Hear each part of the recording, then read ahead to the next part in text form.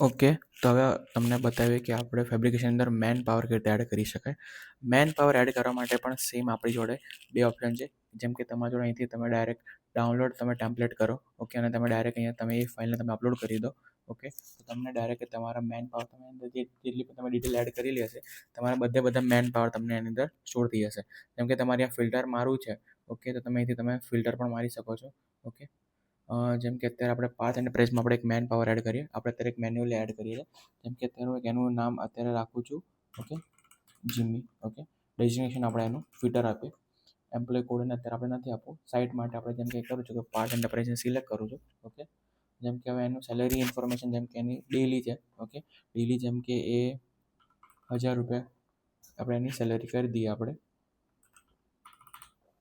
Okay, બાકી બધું તમારે જેમ કે એનું સેલરી ઇન્ફોર્મેશન, એનું basic salary, HRA, DA, special allowances, travel allowances, medical allowances, PF applicable છે કે નહીં, એના ટોટલ અવર્સ કેટલા છે, કે બેંકની તમારે સ્પેસિફિક ડિટેલ નાખવી હોય, એની bank account number, IFSC code, EPF number, UN number, ESIC number, remarks કેવું બધું તમારે એડ કરવું હોય તો ડાયરેક્ટ તમે એની અંદર એડ કરી શકો છો.